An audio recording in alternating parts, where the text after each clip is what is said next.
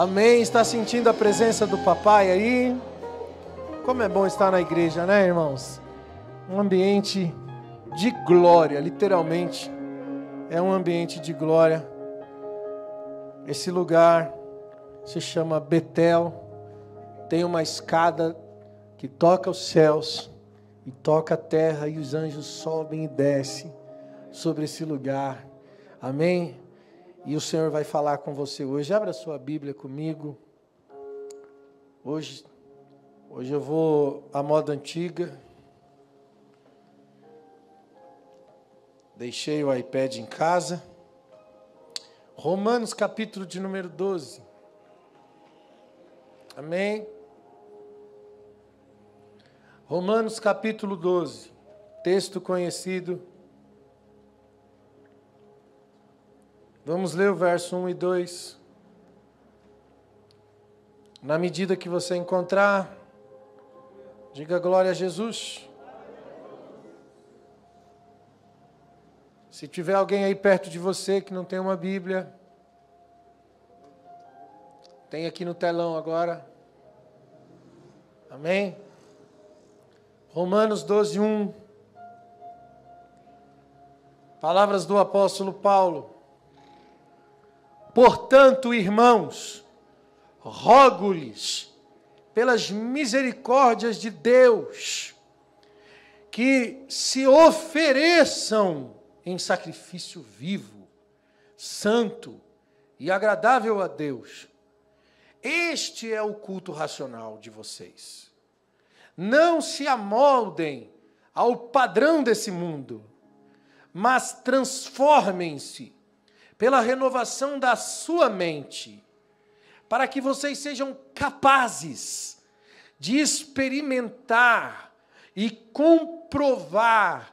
Diga comigo, experimentar e também comprovar a boa, agradável e perfeita vontade de Deus. Amém?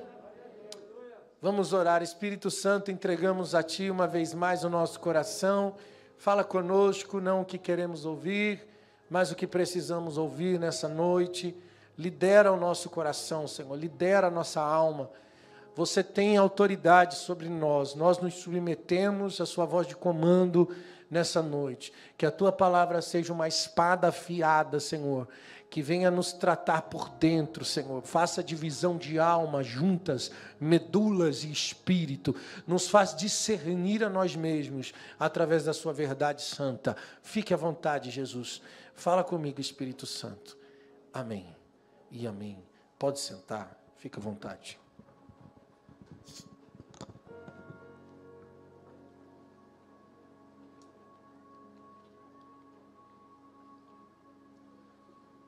Aleluia.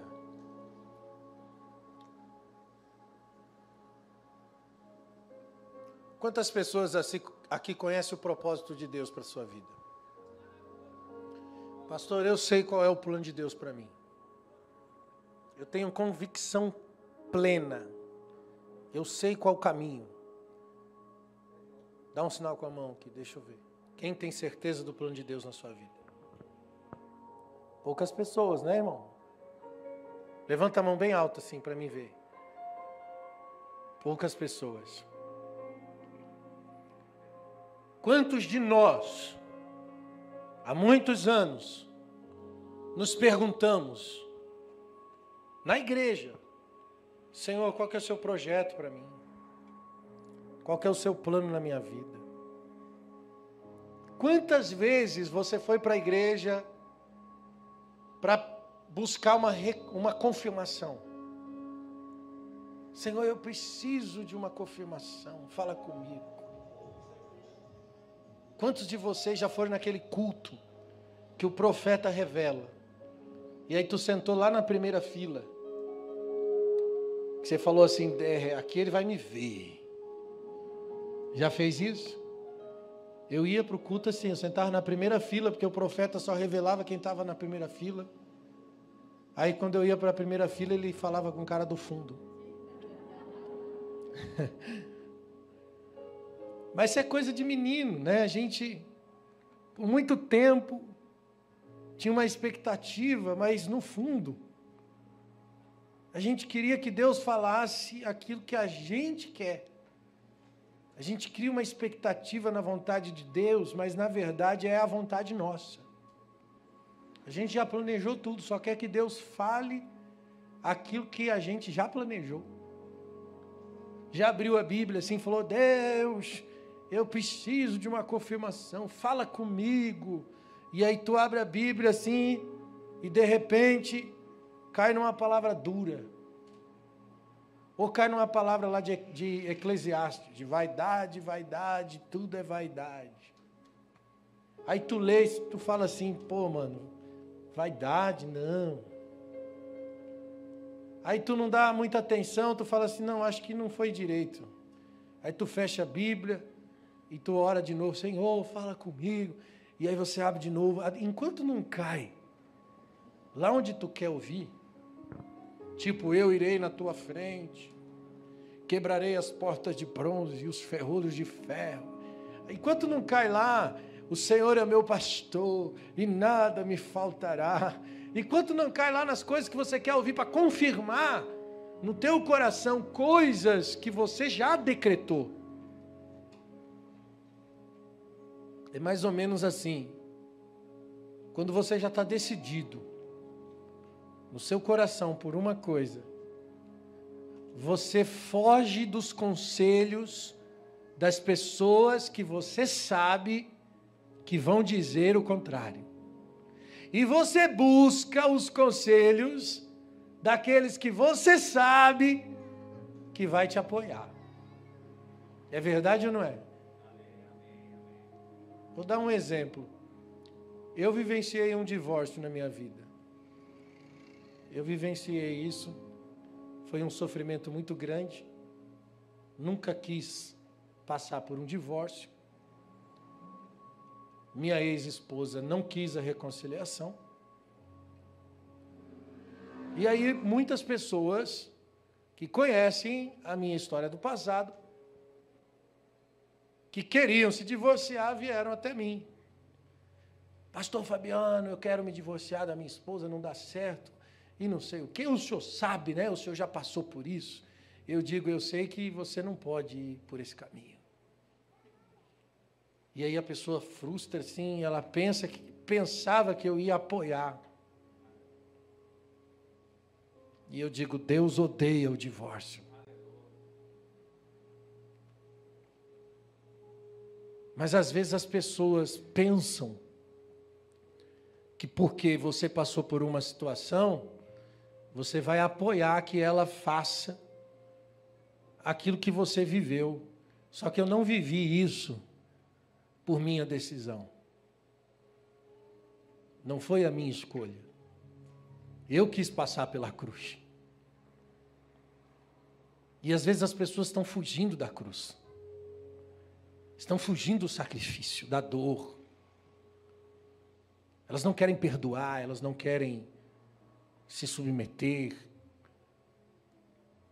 Elas não querem passar pelo que tiver que passar para agradar a Deus. Eu disse para mim mesmo: como eu vou pregar o Evangelho se eu não perdoar?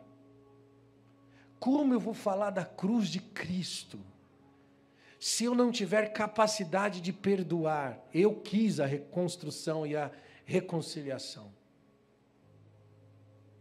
E eu sei que é por causa disso Deus me abençoou.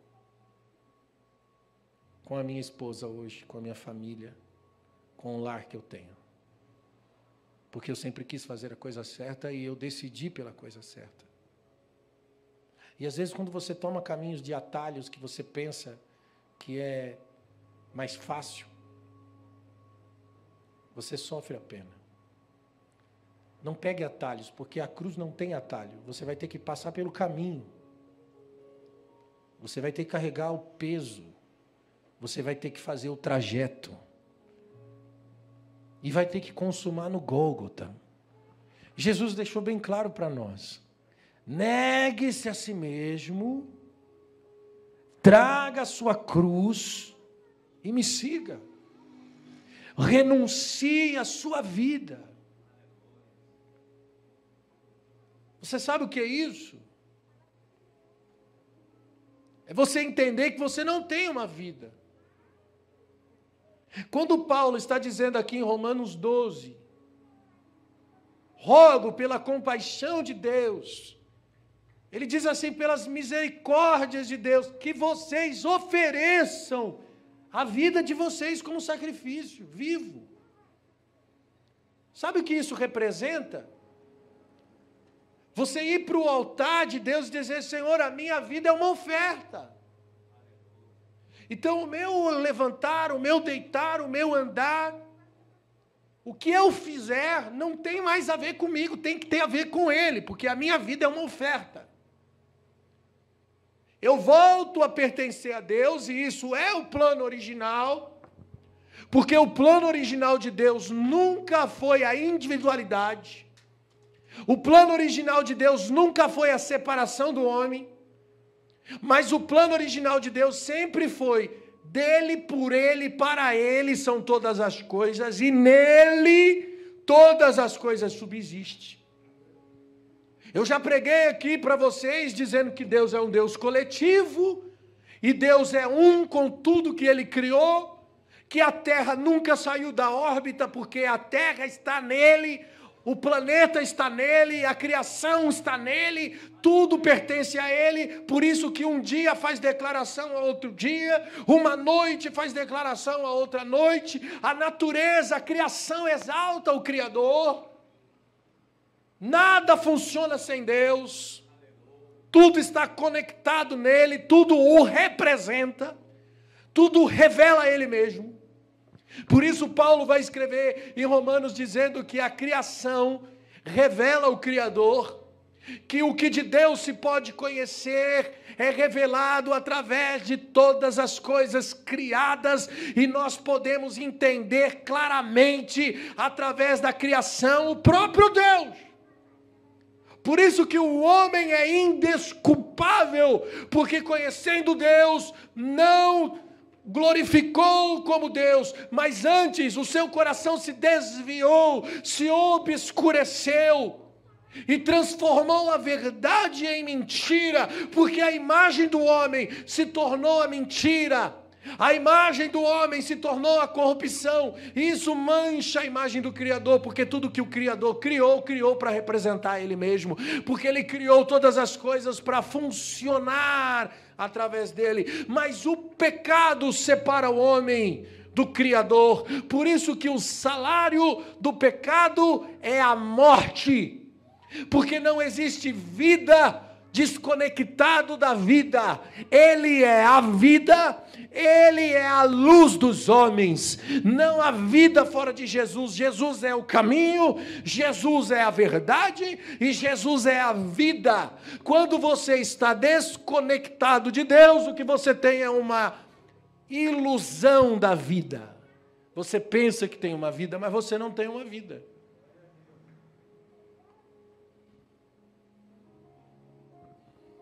Olha para tudo que nós estamos vivendo hoje. Tem gente orando para acabar com o vírus. Tem gente fazendo campanha para o vírus ir embora. Tem gente jejuando para não ter mais o coronavírus. Aí eu pergunto para você, foi o diabo que trouxe o coronavírus? Ou é a vontade de Deus? É só ler a Bíblia, gente. Mateus 24. Nos últimos dias, o amor de muitos se esfriará. Pais se levantarão contra os filhos, filhos contra os pais, nação contra nação, reino contra reino. Haveria terremotos em vários lugares, guerras e rumores de guerras. E a Bíblia diz que haveriam doenças e pestes. Não foi escrito, não foi predito pelas Escrituras? Não está profetizado na Bíblia? Se eu orar para Deus mandar o vírus embora, é a mesma coisa que eu estivesse dizendo assim, Deus, tira o que o Senhor falou lá na Bíblia. Tira das Escrituras a profecia, a palavra. Não cumpre não. Pula aquela parte. Pastor, o senhor está dizendo que Deus é mau? Não. Eu estou dizendo que Ele é o autor da vida. E às vezes a gente precisa de um momento de tribulação para despertar, para acordar. Porque nós estamos tão presos no nosso mundinho. A gente está preso aqui no nosso mundinho oco de 4 paredes. Mexeu com a minha estabilidade. Ai, que sofrimento, meu Deus. Não aguento essa vida, porque agora eu não posso isso, não posso aquilo outro. E eu vou dizer uma coisa, é Deus mexendo. Porque você está focado numa vida independente, não numa vida conectada nele.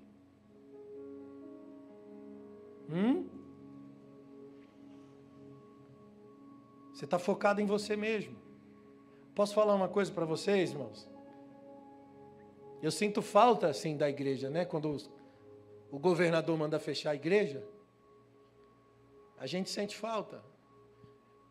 Mas, às vezes, por um lado, tem uma coisinha que bate uma alegria no meu coração. É que tem um monte de charlatão por aí, irmão, que vive do dinheiro da igreja, que está se enriquecendo da grana da igreja. E esses caras estão desesperados. Vão lá na porta do palácio fazer barulho, que tem que abrir igreja, abrir igreja. Por esse lado eu gostei da igreja estar fechada. Porque, se tivesse alguém que fechasse a porta do templo para que não oferecesse sacrifício inutilmente no meu altar, diz o Senhor. E Deus está mostrando para a nossa geração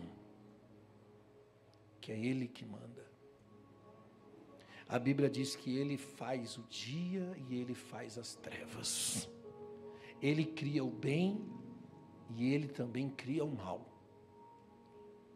Ele é o autor de todas as coisas. Tudo está no controle do Criador.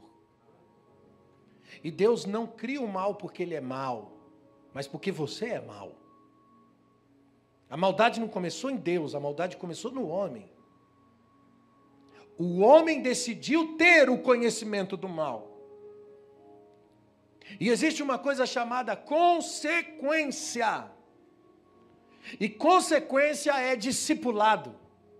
Deus é um Deus justo. Ele não deixa de punir seus filhos. Davi, quando pecou contra Deus, Davi se arrependeu, Deus perdoou. Deus falou, tá bom, tu está perdoado, mas tu tem consequência. E Deus, é tão bom que Deus pergunta, e aí, como que tu quer pagar as consequências? Tu quer cair nas mãos dos homens ou tu quer cair nas mãos de Deus? Davi, que não é nada bobo, falou, Deus é misericordioso.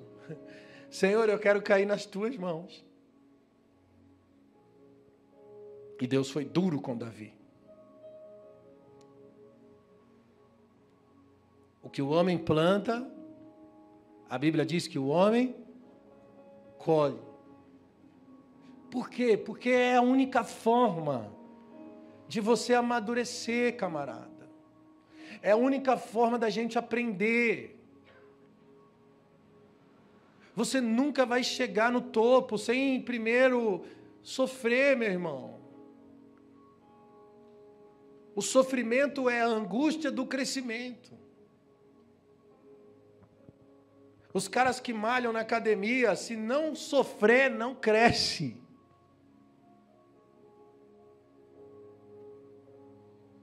Tem que sofrer para crescer. Tem que doer. A dor faz parte do nosso sistema de crescimento. Os lutadores de boxe, esses caras aí que são campeões, para ser campeão, o cara teve que apanhar muito na vida, perder muita luta. Porque perdendo muita luta, ele aprende a tática, aprende os movimentos, aprende a agilidade.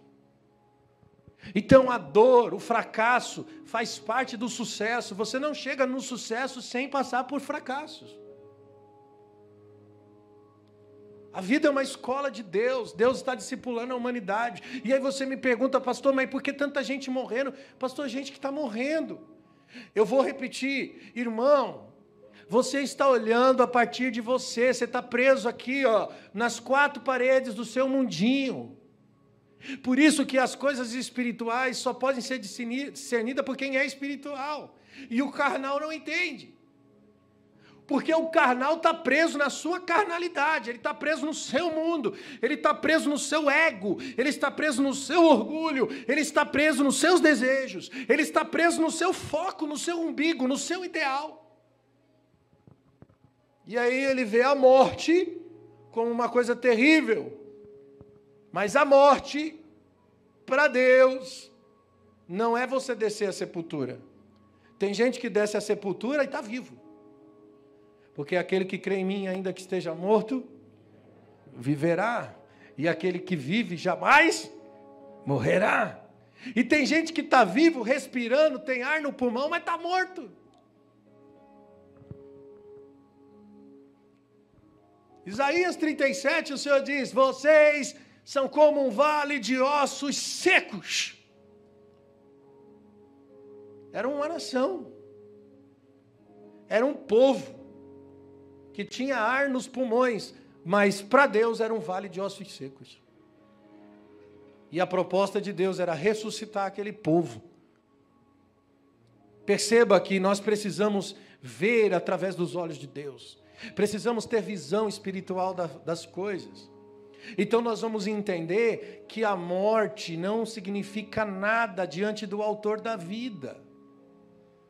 Você vê a partir do Cronos, Deus vê a partir do Kairós, Deus vê a eternidade. Por isso Paulo disse que viver é Cristo e morrer é lucro. Morrer é lucro porque quem está em Deus não morre, é uma morte física. É uma morte da matéria. Por isso Jesus também disse, não temas ao homem que pode apenas matar o corpo e não pode matar a alma. Antes, tema a Deus, que além de matar o corpo, também pode matar a alma. É Deus que nós temos que temer e tremer diante dele. São questões celestiais, espirituais, não carnais. Então, quando eu olho para o cenário de tudo que está acontecendo, eu não vou orar para Deus acabar com a situação do vírus, porque isso é promessa bíblica. Eu vou orar para que haja despertamento sobre a igreja. Eu vou orar para que o povo reconheça a glória de Yeshua HaMashiach. Eu vou orar para que a igreja veja a revelação dele nas escrituras e se humilhe diante dos pés do Senhor. Eu vou orar para que as pessoas que usam de manipulação e de engano percebam que não dá para manipular e nem para enganar a Deus. Deus fecha a igreja a hora que Ele quer. Deus faz do jeito dele, da maneira dele. E homem nenhum pode botar controle em Deus, porque Deus é quem governa. E irmãos, todos nós vamos prestar conta. Não há ninguém que passe ileso e fique impune. Ele é bom, mas Ele também é justiça. Não podemos nos esquecer disso. O padrão da bondade de Deus se chama arrependimento. Nós precisamos de arrependimento para viver a bondade, para experimentar a bondade de Deus. O nosso orgulho nos leva à punição, às consequências do nosso orgulho. Irmãos, com o nascimento do pecado, o homem ganha a natureza caída, que a Bíblia chama de concupiscência dos olhos, ostentação de bens. A Bíblia chama de soberba da vida. E a Bíblia chama também de desejos carnais. Eu já disse isso aqui para vocês. O homem vivencia a sua vida para se alimentar dessas 3 barras da concupiscência: soberba, ostentação de bens e anseios carnais. Nós vivemos a nossa vida para alimentar isso. A gente acorda cedo para trabalhar todo dia. Para quê que você sai para trabalhar? Para ganhar o quê? Money. E a grande maioria de nós não gosta de ir trabalhar. Vai porque tem que ir. Sim ou não? Aí chega sexta-feira, todo mundo feliz. Sextou! Ô, libertação. Por que vai trabalhar se não gosta do trabalho? Ué, porque senão não paga as contas, né, pastor? Porque senão não dá para comprar o meu carro? Porque senão não dá para melhorar de vida? Eu quero ter algumas coisinhas especiais para mim ficar mais confortável? Porque com dinheiro você compra conforto? Com dinheiro você compra comida? A gente gosta de comer, gosta ou não gosta? Ah, irmão, é gostoso comer coisa boa, né? Alimenta a carne, é ou não é? Crente gosta de uma carne, é ou não é, irmão? Comer é bom demais.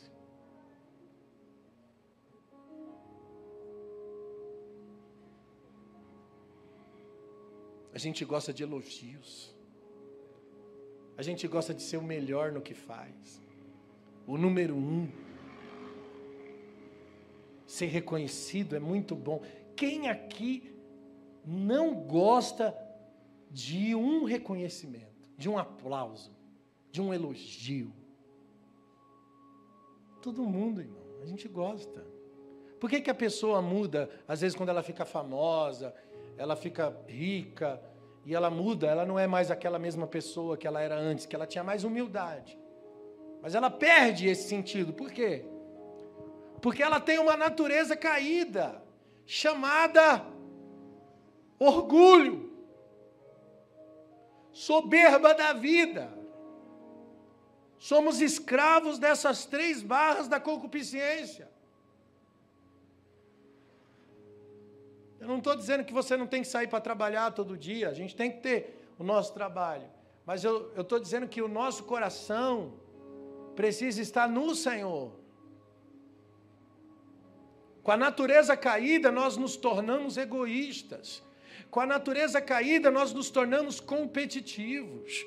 Com a natureza caída, nós não pensamos mais no outro. Perdemos a mentalidade coletiva e ganhamos uma mentalidade individualista. Pensamos em nós, no nosso umbigo. O cara vai vender o carro, ele não fala que o carro logo o motor vai dar pau. Ele já fala assim, esse motor vai dar pau, vou vender antes que dá pau. Vou colocar à venda logo, porque já sei que logo vai dar problema. Aí o cara que compra, não, o motor está muito bom. Você não vende falando que vai dar pau. A gente quer se dar bem o tempo inteiro. Isso faz parte da cultura. Que, aliás, cultura revela o culto. Porque a palavra cultura vem da palavra culto. O que é cultura? É um padrão de comportamento de uma sociedade. O teu comportamento revela quem você adora de fato. A minha vida revela meu culto. Quando Deus criou Adão e colocou ele no Éden, ele deu uma ordem para Adão. Qual que foi? Cultive a terra. Eu comecei o culto perguntando, quem aqui conhece o plano de Deus para a sua vida? Poucas pessoas levantaram a mão. Irmãos, o plano de Deus está lá no início. Apocalipse termina exatamente como era no início. O plano de Deus para a sua vida é exatamente o plano de Deus para o Adão antes da queda. Por que Apocalipse termina como era no início? Porque o caminho de Deus é um caminho de retorno. Porque a obra da cruz é um projeto de reconciliação. Por que a obra da cruz é chamada de redenção? Porque redenção significa readquirir uma propriedade que foi perdida. Deus só está resgatando, restaurando o que era para ser quando Ele criou. Porque Deus é perfeito no que Ele faz. Ele fez para ser perfeito, o homem mudou o caminho, e Deus quer restaurar aquilo que Ele criou para ser perfeito. Por isso que a gente fala de plano original, porque é, o que tem de ser desde o início, como era.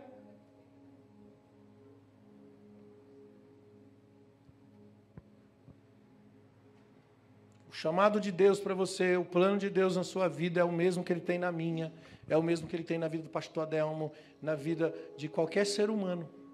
Não muda. Ah, Deus tem um plano na minha vida de me fazer rico. Ah, Deus tem um plano na minha vida que eu vou viajar o mundo, eu vou virar missionário. Cara, nada disso tem a ver. Você pode viajar o mundo, você pode ser rico, você pode tudo isso. Mas o que tem a ver com o plano de Deus é a transformação da sua vida. É o formato que você vive. A maneira que você vive. Já é uma obra missionária. O campo missionário, ele só pode ter resultados a partir da sua vida. Sua vida tem que pregar. Teu comportamento tem que ser a mensagem. Teu coração é a mensagem. E aí, a escola, a faculdade, a rua, a feira, ela se torna um campo de missões. Porque você está ali. Olha o Adão original. Deus deu uma missão. Adão, cultive a terra. E o cara só tinha que cuidar e cultivar. Ele saía para trabalhar todo dia, para arar a terra do Senhor, arar o Éden de Deus, cuidar da semente. Eu te pergunto, Adão fazia isso por um salário? Sim ou não? Adão tinha 13º no final do ano? Mas por que ele fazia o que fazia? Porque o que ele fazia para a glória de Deus. O que ele fazia era um culto. Cultivar também vem da palavra culto. Enquanto ele cultivava a terra, aquilo era uma adoração ao Senhor. E ele não tinha ostentações. Ele não se comparava com ninguém. Ele era um homem pleno em Deus. Ele tinha a presença do Senhor todos os dias na viração do dia. Até que a serpente plantou nele uma ideia.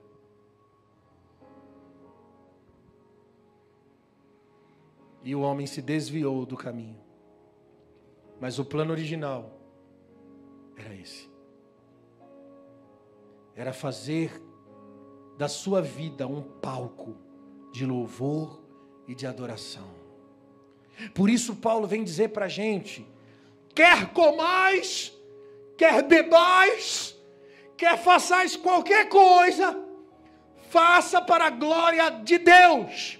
O que Paulo está dizendo? Ele está dizendo, volte ao homem original, ao Adão que cultivava, que cultuava enquanto cultivava.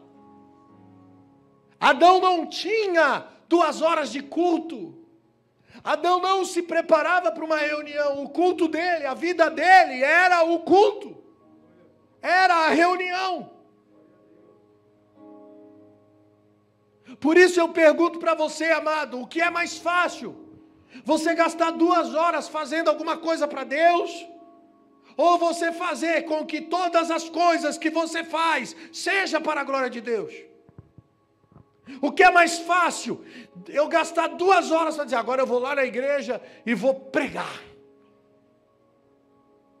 Ou fazer da minha vida a mensagem?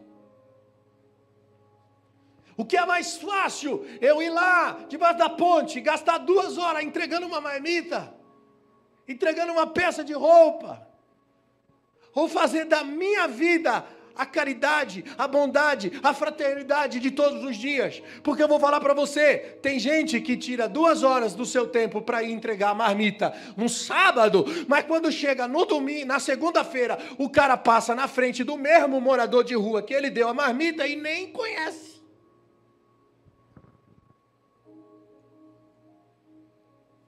Por quê? Porque eu não estou fazendo obra social na segunda, é só no sábado.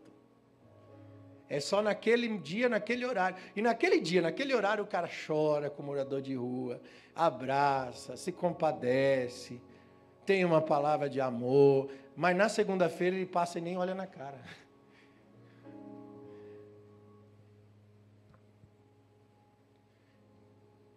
Que religião miserável, que faz a gente se travestir de bom samaritano. Em 2 horas. Em alguns minutos. Por isso eu pergunto de novo, o que é mais fácil? Você gastar 2 horas fazendo alguma coisa para Deus, ou fazer com que todas as coisas da sua vida seja para a glória de Deus? Viver para a glória de Deus.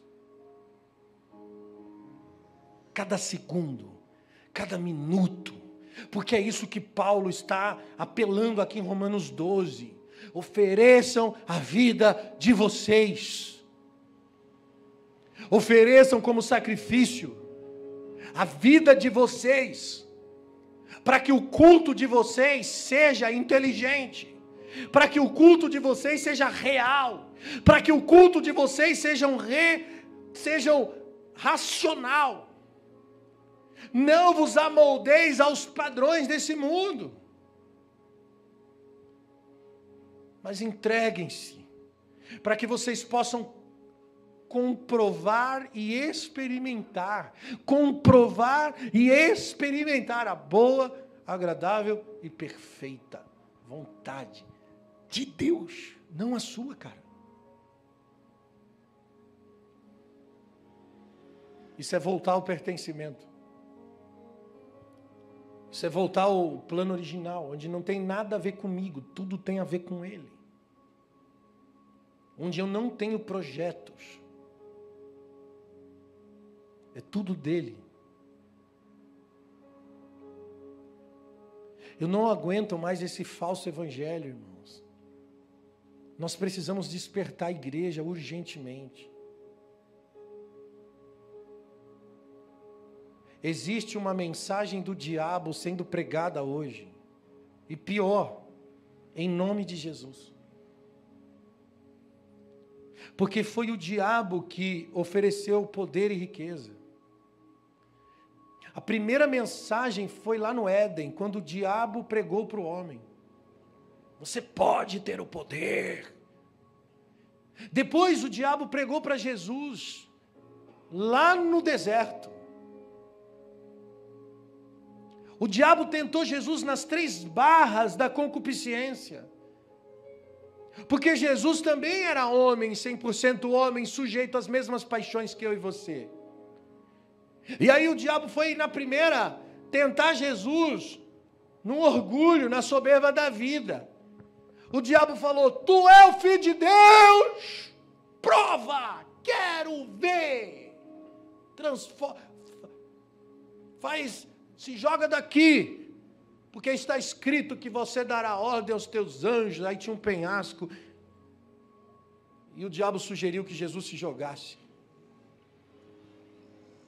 Você já tentou provar alguma coisa para alguém que menosprezou sua capacidade? Que disse: você não é, você não pode, quero só ver se você vai conseguir.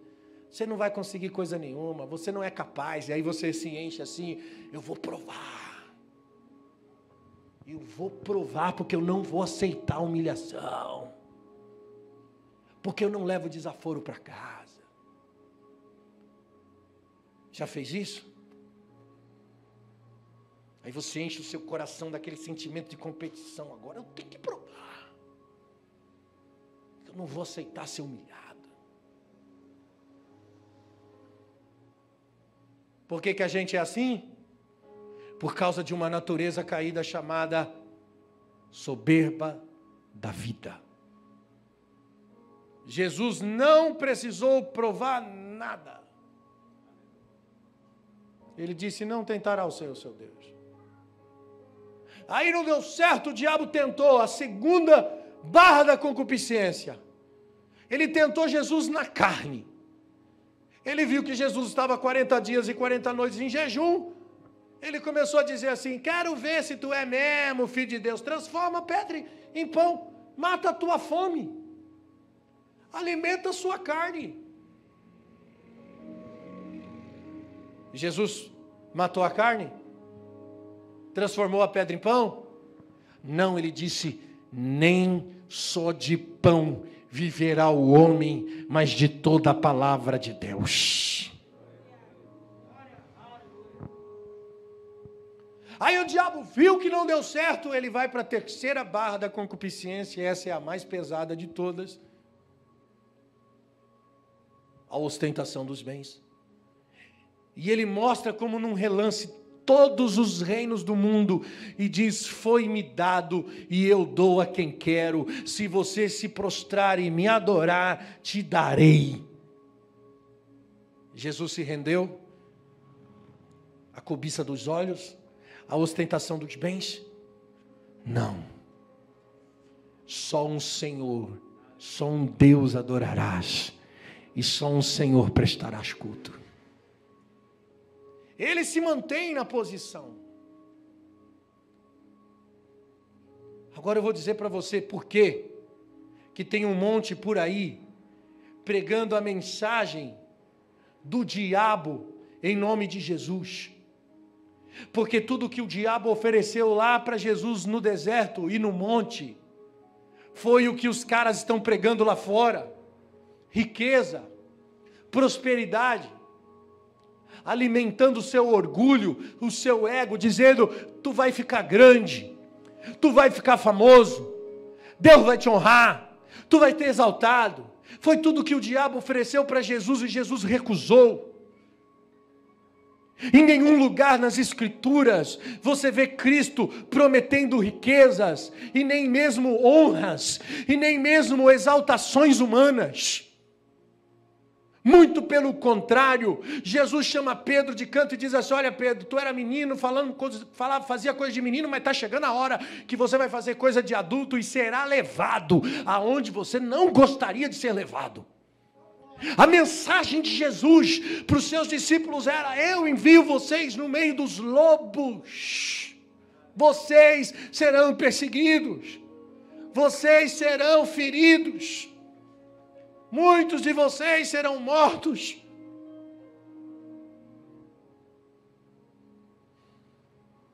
Não há em nenhum lugar nas Escrituras uma palavra de Jesus que se refere a riquezas ou exaltação ou autopromoção de nenhum dos seus discípulos e de nenhum dos seus seguidores. O que você tem ouvido anos e anos por falsos profetas é a mensagem do diabo dita em nome de Jesus. Mas como o apóstolo Paulo diz, é um outro Jesus. Porque é um outro evangelho. Não é o original, não é o verdadeiro. Ele leva você a uma vida separada. Qual é teu sonho? Qual é teu projeto? Projeto de vida. Venha para a campanha para você alcançar o teu projeto de vida. Irmão, isso é vida individual.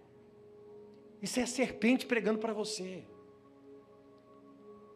Isso leva você a uma vida separada de Deus. Isso não te coloca num lugar de sacrifício. Isso não é o culto racional que Paulo prega em Romanos 12, onde você abre mão, onde você se oferece como sacrifício vivo. Essa não é a proposta do evangelho.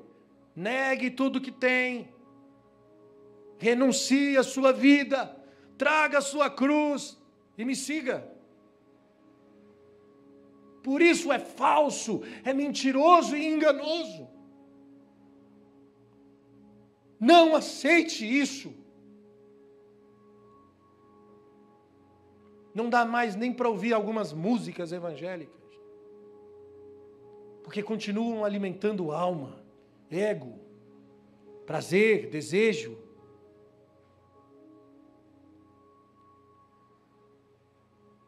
Nós somos chamados para pertencer a Ele. Por isso a palavra de Deus para você é: renovem as suas mentes, para que vocês possam compreender, experimentar e comprovar a boa, perfeita e agradável. Aí você me diz: pastor, mas eu quero ser feliz. Como assim? Eu vou abrir mão dos meus sonhos? A Bíblia diz que enganoso é o coração do homem mais do que todas as coisas. O seu projeto de felicidade é ilusório, é momentâneo, é passageiro, é frustrante no final. Há caminhos que para o homem parecem caminhos bons, mas é caminhos de morte, é isso que a Bíblia diz. A verdadeira felicidade está no projeto original de Deus, está no propósito original do pertencimento. Por que você acha que a Bíblia diz que em Cristo você recebe a paz que excede a todo o nosso entendimento? A paz inexplicável. Porque você alcança essa paz no propósito original. A felicidade plena do pertencimento é aquela que me coloca num lugar de convicção. Então a minha felicidade, ela não tem mais a ver com as circunstâncias. Não tem mais a ver com o que está acontecendo. A minha paz, a minha alegria, ela tem a ver com a minha convicção de uma vida eterna, de uma vida com Deus, de uma vida em Deus. Por isso Paulo diz: quer vivamos, quer morramos, somos do Senhor. Se morremos, somos do Senhor. Se vivemos, somos do Senhor. Quer morramos, quer vivamos, somos do Senhor. Quer dizer, é isso que importa. É aqui que está a minha alegria. Porque toda felicidade momentânea, tudo que pode e que parece que me satisfaz, e que tem a ver com desejos, que tem a ver com vontades minhas, são ilusórias, são passageiras, não sustentam. Você tem momentos de felicidade. A felicidade aqui é uma ilusão. Mas quando você entende o lugar original, tudo que você vive, tudo que você faz, dá sentido. Porque quer comamos, quer bebamos, faça para a glória de Deus. E aí o que acontece, por exemplo, com o dinheiro? A ostentação dos bens, quando acaba? Quando você não tem mais avareza.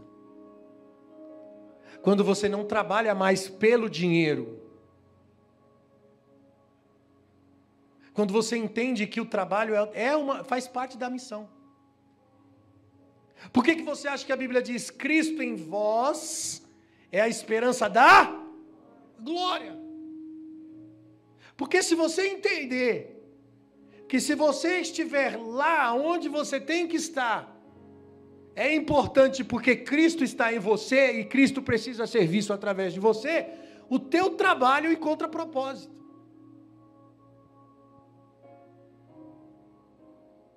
E aí você entende que Jesus precisa ser manifestado lá na empresa, então você vai ser um bom empregado, não pelo dinheiro, mas pela revelação do Cristo que está em você. E aí você vai trabalhar sempre conectado, dizendo: Jesus, como eu posso glorificá-lo aqui nesse lugar?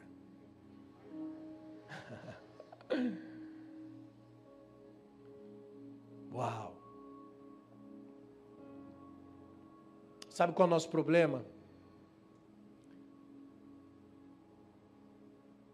Tem muita gente que tem fé, mas não tem modelo de vida. A fé vem pelo... Quem conhece a Bíblia? A fé vem pelo ouvir a palavra de Deus. Então, muita gente tem fé, porque nós temos muita pregação, temos muito ensino. Sim ou não? Mas nós não temos pessoas transformadas. Como é difícil pessoas transformadas. E a transformação não vem pelo ouvir a palavra de Deus. A transformação vem pelo poder de contemplação. É quando eu vejo uma coisa que aquilo me transfigura. É quando eu assisto que eu sou transformado. Por isso Hebreus diz que olhando para Jesus, o autor e o consumador da nossa fé, eu só consigo consumar se eu olhar para Jesus. É por isso que Paulo também diz que olhando para Jesus, refletimos como um espelho na mesma imagem, então somos transformados de glória em glória, na mesma imagem, pelo Espírito do Senhor. É quando eu estou olhando para Jesus, que de repente a face dele se transforma em um espelho, que reflete ele em mim, e agora eu começo a me parecer com ele. Meu coração começa a se parecer com o coração dele. Minhas ações começam a se parecer com as ações dele. O meu pensar começa a parecer com o pensar dele. O meu andar começa a se parecer com o andar dele. Por isso que Cristo em você é a esperança da glória. O mundo não precisa de boas mensagens, de bons sermões. O mundo precisa da demonstração do Evangelho através da prática e da vida. O mundo só será transformado quando em você existir transformação. Essa semana eu compartilhei um vídeo no meu Instagram, um vídeo que foi gravado na rua, e aí colocaram e fizeram uma postagem na internet. O rapaz foi parado por um policial, um motoqueiro, e o documento da moto estava atrasado. Ele era um entregador, trabalhava como motoboy, e ele estava já na frente da casa pela qual ele entregaria a comida. E os policiais colocaram a moto dele no carro, apreenderam a moto, e ele, quando tocou na casa para entregar a comida, já desanimado, triste porque perdeu a moto, a mulher que receberia a comida brava porque ele demorou, porque ele foi paralisado pela polícia, e ele ficou muito tempo ali tentando, dando explicações. A mulher não quis receber a comida, e agora ele teria que pagar a comida do bolso dele, e aquele cara ficou arrasado. Pensem, tudo dando errado. Só que do outro lado da rua tinha um pai e um filho vasculhando comida no lixo, querendo comer, e aquele pai foi pedir para aquele cara a comida, e ele bravo, ele diz: sai daqui. Só que daqui a pouco ele começa a pensar, e Deus, acredito que foi Deus que falou ao seu coração, ele pegou a comida que a mulher rejeitou, e deu para aquele pai, para aquele filho. E enquanto isso, a mulher que rejeitou a comida assistia, e os policiais que colocavam a moto no carro também assistiam. De repente, aquela mulher achou tão linda a atitude daquele homem que ela veio e pagou a comida que ele deu para o pai e para o filho que estavam com fome. E o policial chama ele de volta e tira a moto da caminhonete e devolve para ele, e ele vai embora com a moto. Sabe por quê? Porque é a vida que revela a glória de Deus, é a atitude, é o formato do comportamento. Não importa a desgraça, a dor, o sofrimento que venha se abater contra você, se Cristo está em você, você será o reflexo da glória de Deus para o mundo.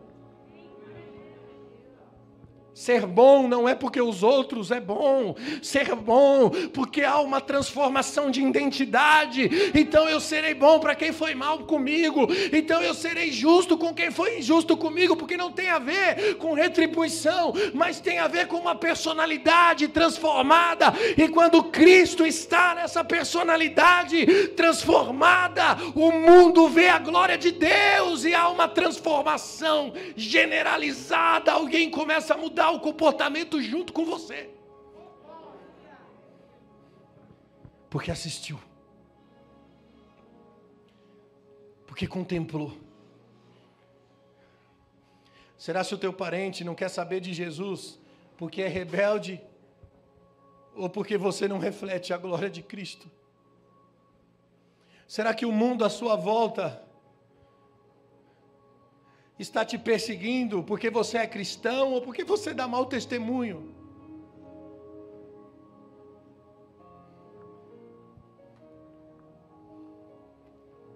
Quem somos? O mundo precisa de pessoas transformadas, amado. Deixa Cristo ser revelado na sua vida. Pastor, como eu faço isso? Se oferecendo como sacrifício. Deixando de viver a sua vida para viver a vida de Deus. Porque você entendeu que a sua vida é só uma ilusão.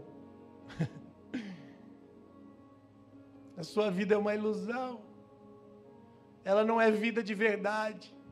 Mas a vida dele é. A vida dele é a vida.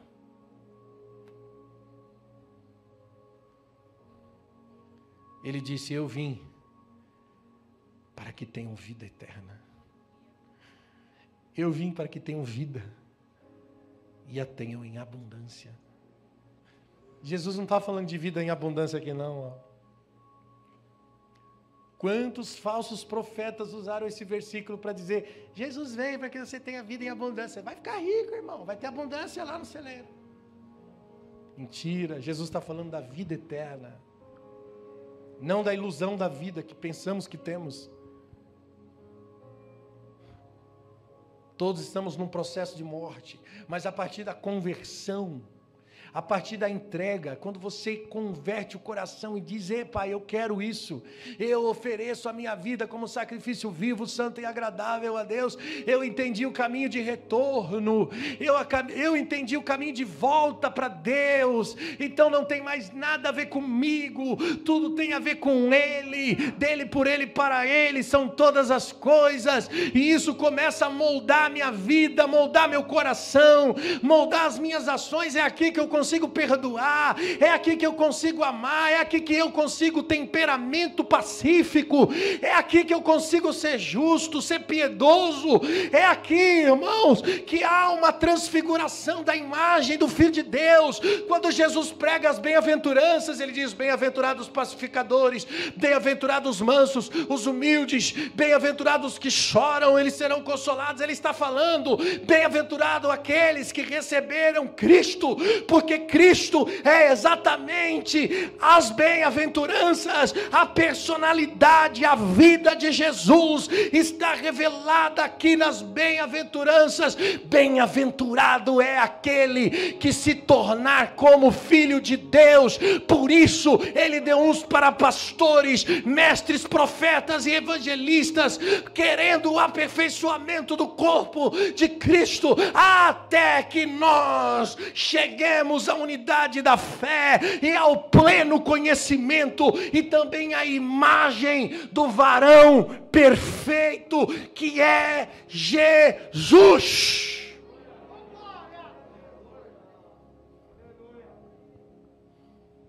A missão dos 5 ministérios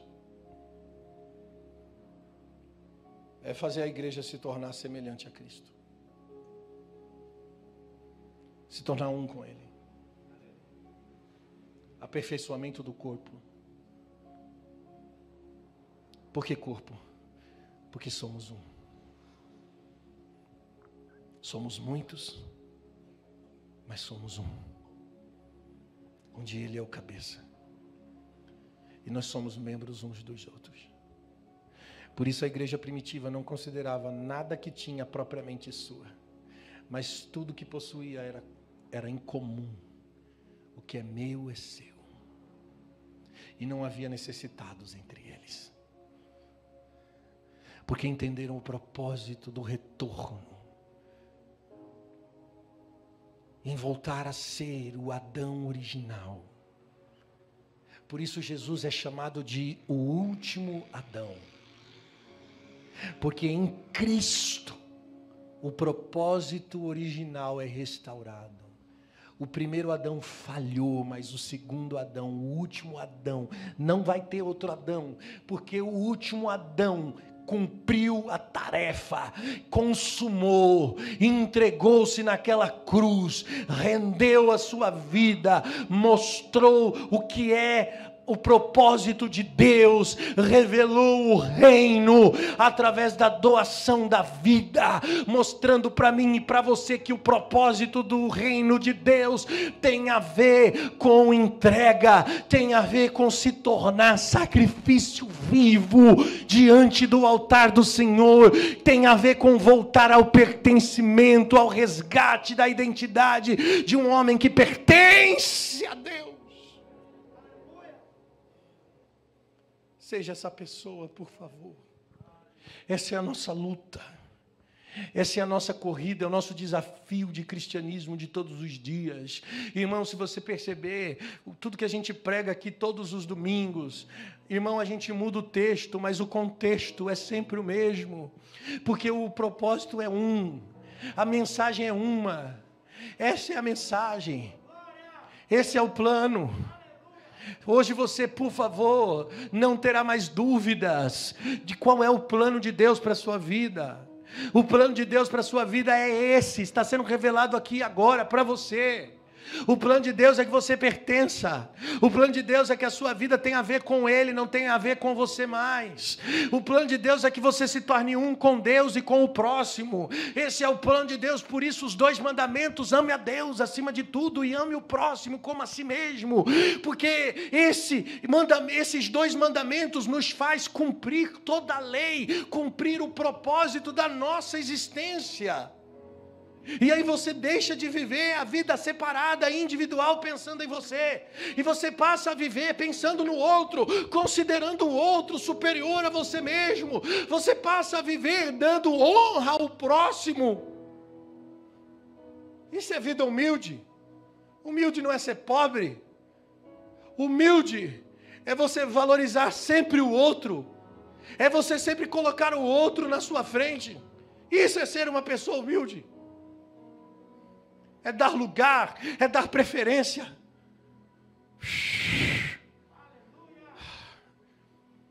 Cristo em vós é a esperança da glória. É o que o mundo precisa ver, assistir. Pastor, meu casamento está no fio da espada. Já pensou se Jesus estivesse aí no casamento, irmão? Já pensou se você fosse Jesus para sua esposa? Será se o casamento estava ruim ou estava bom? Já pensou se você, esposa, fosse um tipo de Jesus para o seu marido? O casamento estava ruim ou estava bom? Pacificador, humilde, manso.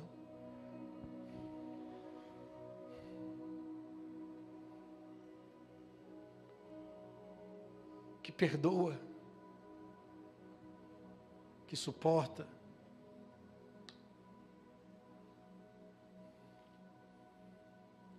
O que nos falta é a revelação do Cristo. Busque, por favor. Busque como naquela parábola do tesouro. Abra mão de tudo e de todas as coisas e vá atrás desse tesouro. Encontre esse lugar em Cristo.